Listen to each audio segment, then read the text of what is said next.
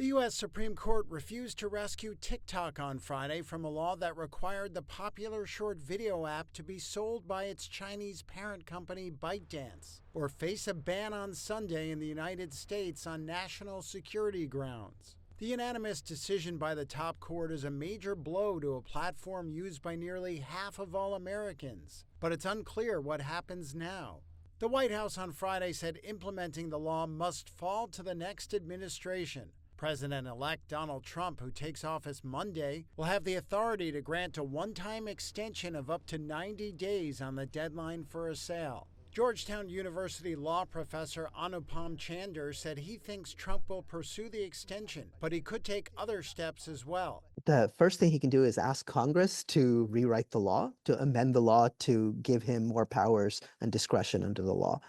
Second thing he can do is issue some kind of executive order that kind of says, hey, look, in fact, national security requires that TikTok continue operating, not that TikTok be shuttered.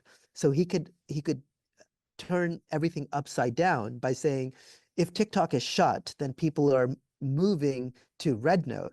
And RedNote is actually a much scarier app from national security purposes than TikTok. The ban is scheduled to go into effect January 19th. When experts say TikTok's about 170 million users in the U.S. will likely still be able to use it because it is already downloaded on their phones. Dan Ives is Global Head of Technology Research at Wedbush Securities. Users will still be able to use TikTok. They won't be able to get updates on the App Store. New users will not be able to upload it.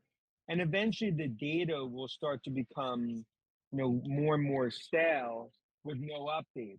Trump said in a social media post, quote, "My decision on TikTok will be made in the not too distant future, but I must have time to review the situation. Stay tuned." President Joe Biden signed the law after it passed by an overwhelming bipartisan majority in Congress. Lawmakers on both sides of the aisle hailed Friday's ruling by the Supreme Court, saying TikTok poses a major threat to national security. On Friday, Trump said he spoke with Chinese leader Xi Jinping on several topics, including TikTok. He has said he would try to find a political resolution of the issue to keep the app operating in the United States.